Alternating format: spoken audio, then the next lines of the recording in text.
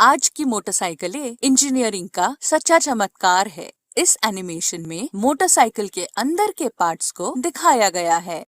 सबसे पहले हम बताएंगे कि मोटरसाइकिल का इंजन स्टार्ट कैसे होता है। सभी मोटरसाइकिलों में किक स्टार्टर या सेल्फ स्टार्टर या दोनों होते हैं। किक स्टार्टर मैकेनिज्म सरल है फिर भी रोचक है। किक स्टार्टर लीवर को हल्के से दबाने से पिनियन गियर मेन शाफ्ट के एक फ्री व्हीलिंग स्पर गियर से मैश होता है। जब हम स्टार्टर लीवर को पूरा दबाते हैं, तो ये पिनियन गियर क्लच हब तक पावर ट्रांसफर करता है। क्लच हब क्रैंक शाफ्ट को घुमाता है और क्रैंक शाफ्ट इंजन तक पावर ट्रांसफर करता है, जिससे इंजन स्टार्ट होता है। सेल्फ स्टार्टर सिस्टम में इलेक्ट्रिक स्टार्टर मोटर इंजन को स्टार्ट करने के लिए पावर देती है। इंजन चालू होने के बाद स्टार्टर मोटर को इंजन से अलग करना पड़ता है। हम इसके लिए वन वे क्लच का उपयोग करते हैं।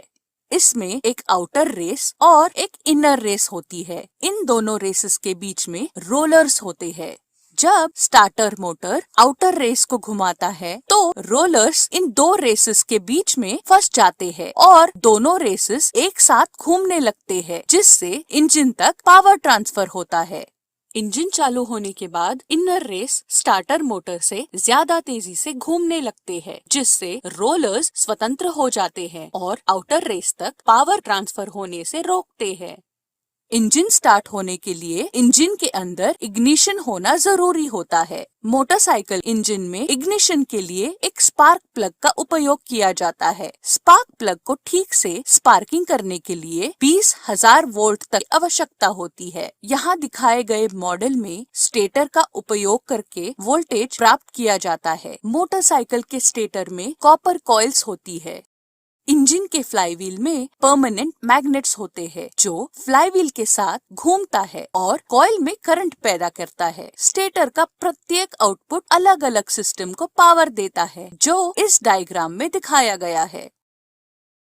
इग्निशन के लिए एक्साइटर कॉइल का उपयोग किया जाता है। इसमें अन्य कॉइल्स की तुलना में ज्यादा वाइंडिंग होती है, जिसके कारण ज्यादा वोल्टेज उत्पन्न करता है। एक्साइटर कॉइल से उत्पादित वोल्टेज CDI यूनिट को सप्लाई की जाती है।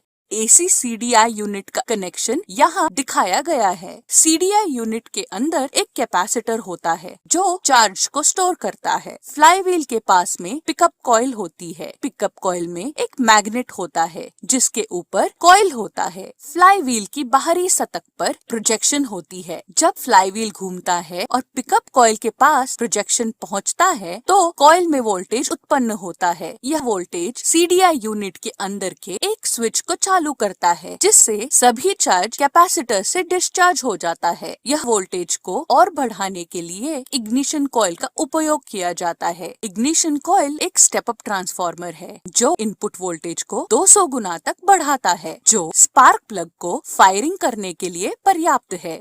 मोटरसाइकिल में कई अन्य पार्ट्स होते हैं, जो मोटरसाइकिल के निरंतर संचालन में मदद करते हैं। इनटेक और एग्जॉस्ट वाल्व को टाइमिंग चेन का उपयोग करके नियंत्रित किया जाता है। आमतौर पर सिंगल सिलेंडर इंजन्स में काउंटर बैलेंस होता है, जो इंजन के अंदर कंपन को कम करने में मदद करता है। क्लच क्रैंकशाफ्ट से ट्रांसमिशन सिस्टम तक पावर ट्रांसफर करता है। ट्रांसमिशन सिस्टम मोटरसाइकिल की पावर और स्पीड को बदलने में मदद करता है।